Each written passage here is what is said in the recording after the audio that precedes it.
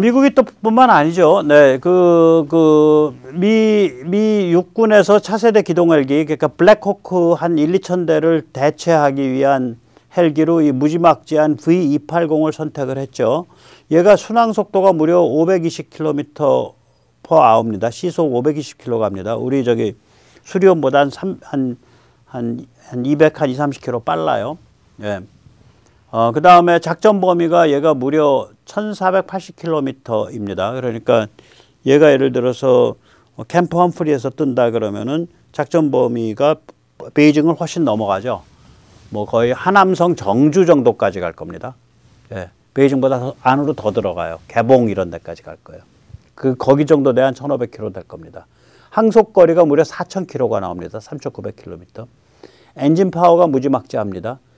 두 개 합해서 12300마력이 나오는데 이러면 이게 어느 파워냐? 우리 수리온이나 블랙호크나 아파치 세대에 해당합니다. 이게 그 정도로 엔진이 강하네요. 저런 괴물 같은 헬기를 기본 나가리 헬기로 쓰겠다는 거 아니에요? 기동 헬기로. 그러니까 이게 미국이 지금 뭘 준비하고 있는지 딱 보이는 거죠. 유럽 전장에선 저런 게 필요가 없어요. 그러나 중국을 제압할 땐 저게 필요하다고요. 너희 까불면은 그냥 쑥밭 내는 거예요. 이 소리잖아요. 제가 한 번에 국여 타면 한 20명 탈 거예요. 뭐 10몇 명 타는데 국여 타면 20명. 예. 근데 제가 1000대가 뜨면 2만 명이 들어가니까 상륙작전이죠, 일종의.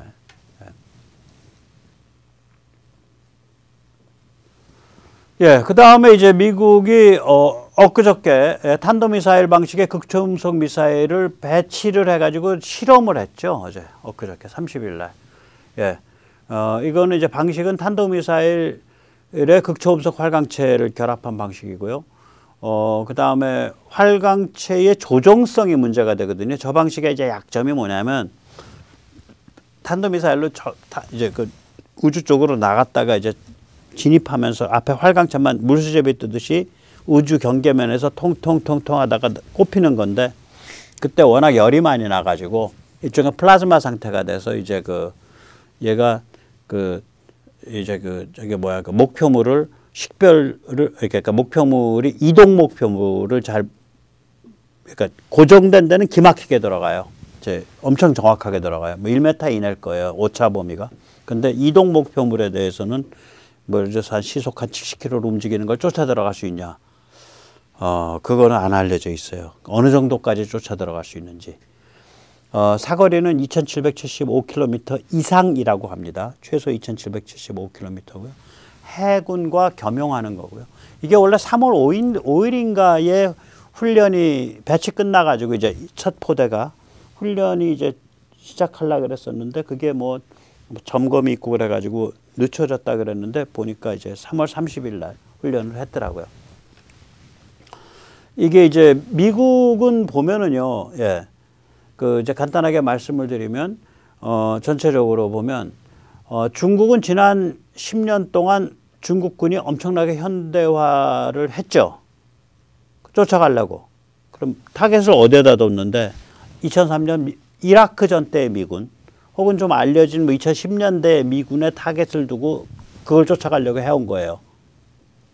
그래서 중국의 군 현대화 사이클은 그러니까 그러니까 이 시진핑 등장할 때부터 2013년부터 지금까지 한 10년 동안 진행된 거예요. 현대화 사이클이.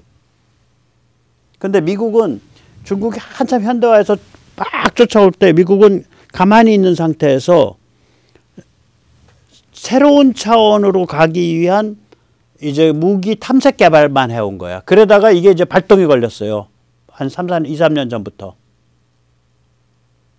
그러니까 중국은 여기를 보고서 쫓아왔는데 미국은 여기에 가서 날아가고 그래서 이게 그 중국에 대한 압도적 초격차가 나올 것 같아요. 이제 우리가 봤듯이 그 B-11 같은 이제 전략 폭격기라고 부르는 실제로는 감시 정찰, 뭐 통신,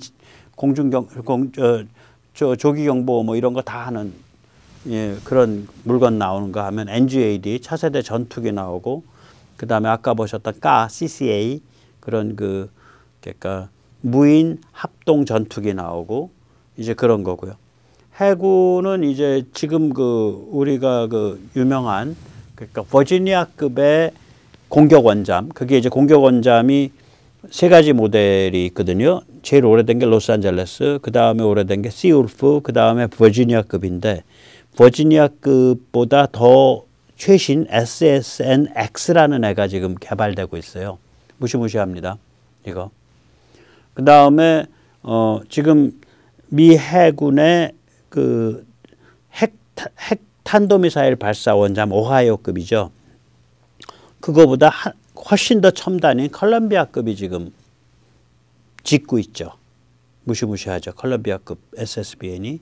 그리고 이제 이런 신형들에서는 무인 잠수정 모함 역할을 해요. 그러니까 무인 잠수정을 내보내고 걷어들이고 이런 기능들이 있어요. 그리고 이제 여기서 제가 말씀드리고자 하는 거, 이제 우리가 KF-21 다음에 다른 비행기 하려고 딱 하면 엔진 문제 부닥치거든요. 왜냐하면 그 다음번 비행기는 전력도 많이 써야 되고 더 빨라야 되고 더 멀리 가야 되니까 연료 효율성이 굉장히 좋은 엔진을 써야 되는데 그 엔진에서 딱 길이 막혀버리면은 멀리 갈 수도 없고 연료 효율도 나쁘고 전력도 마음대로 못 당겨 쓰고, 전력을 마음대로 당겨 써야 레이저 같은 에너지 무기를 쓸 거 아니에요. 그래서 이 엔진에서 딱 벽이 와요. 근데 이제 미국 같으면 이 엔진을 굉장히 그동안 여러 개가 지금 계속 나오고 있는데 무시무시합니다. 일단 이제 제일 이제 딱 현실에 와 있는 게 어댑티브 사이클이죠. 적응형 사이클, 가변 사이클. 이게 이제 이쪽으로 아마 이쪽일 텐데 이쪽으로 들어가는 게 이게 이제 그 코어 부분을 가는 공기 흐름이고 이게 이제 바이패스 쪽을 가는 공기 흐름인데 그 바깥에 또 하나 더 둬요. 그래가지고 애프터 버닝을 할 때 바이패스를 한 번 더 뗄 때 연소실에서 메인 챔버에서 한 번 더 뗄 때 그 노즐 부분에서 한 번 더 뗄 때 애프터 버닝을 할 때 한 번 더 연소시킬 때 제가 알기로는 이 바이패스 하던 애를 일부를 여기로 집어넣어 줘 버리는 거예요. 그러면 이제 연소가 엄청 잘 되니까 이게 열 관리가 필요하잖아요. 그 열 관리를 이 바깥에 파란 애가 해주는 거예요. 그러니까 그 엔진 가동 모드에 따라서 최적 상태로 그 코압으로 가는 공기의 양이 줄었다 늘었다 하는 거예요. 그래서 가변 사이클이라 그래요. 저거가 개발이 끝났죠. GE에서 XA100이라고. 그래서 지금 확실히 정해진 건 아닌데 F-35 엔진이 저걸로 다 바뀔 가능성이 있어요. 프렛 앤 위트니 엔진에서. 저게 되면 이제 연료는 연료대로 적게 쓰고 출력은 높아지고 전력 많이 쓸 수 있고 전력을 많이 쓸 수 있으니까 컴퓨터 더 많이 돌리고 전자장비 더 많이 돌릴 수가 있고 뭐 그렇게 되는 거죠. 그리고 아마 저엔진 같은 컨셉이 앞으로 많이 사용될 겁니다. NGAD에서도 저걸로 갈 거예요. 아마 NGAD 엔진도. 예.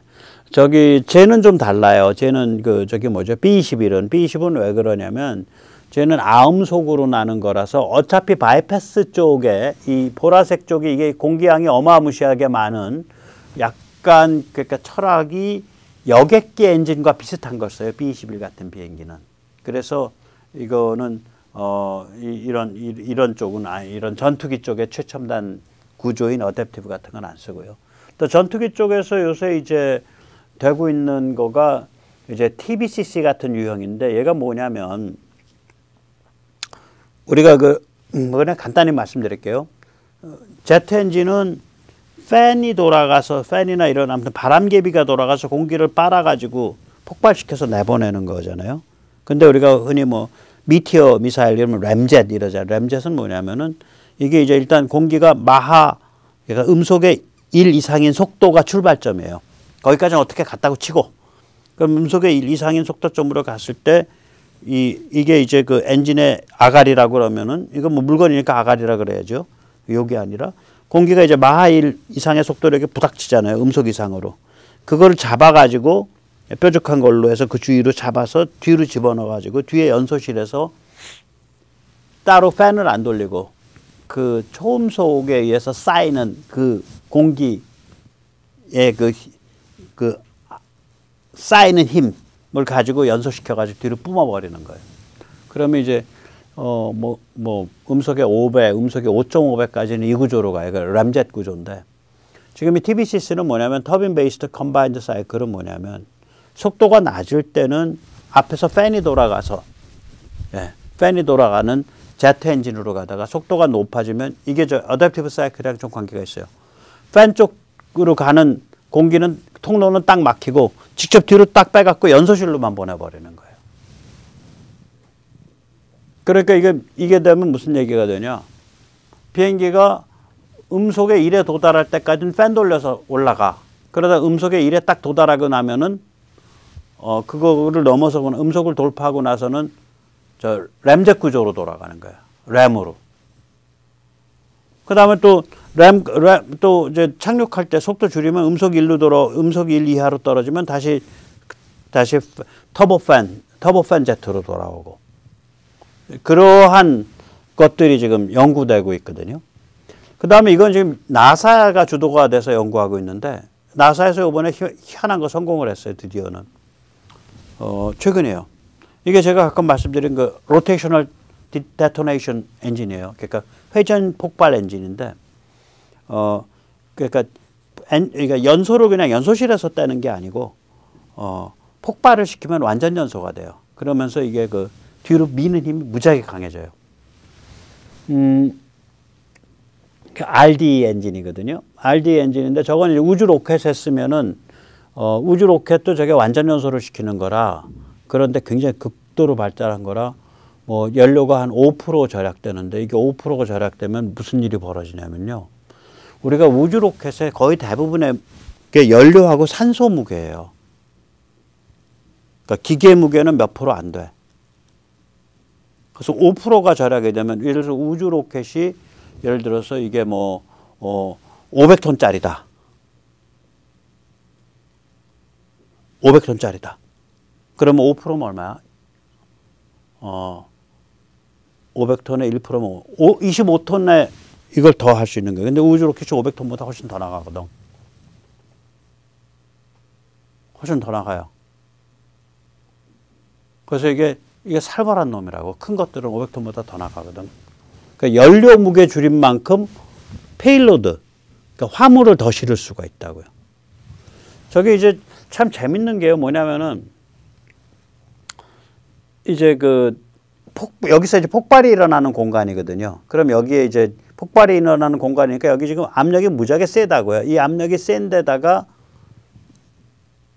밸브가 따로 없이 아무튼 뭐 통로가 막혔다 열렸다 하면서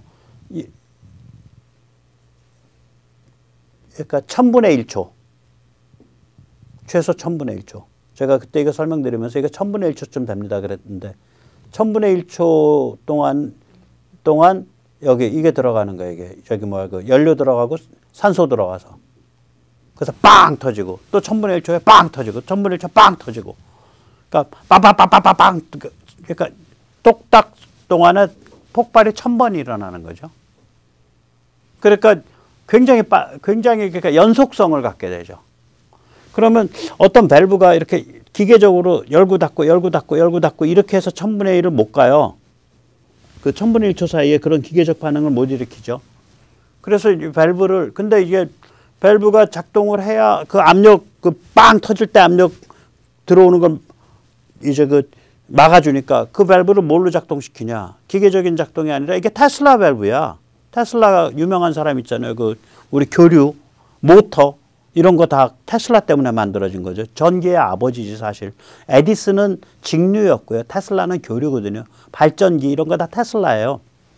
테슬라가 이제 한 건데 테슬라가 이게 아주 천재라 이 사람이 약간 신기가 있잖아요.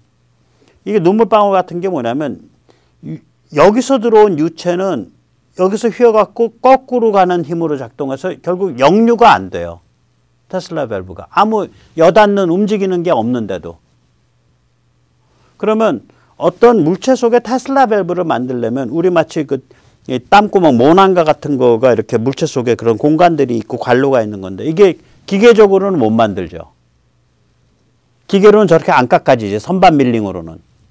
저게 3D 프린팅이 되니까 이게 나오는 거예요. 그래서 내열에다가 내 충격을 견디는 3D 프린팅을 할 수 있으면은 저걸 만들어 가지고 여닫는 밸브 없이 굉장히 짧은 시간 동안 그거를 할 수 있는 거죠. 그러니까 연료와 산소를. 예.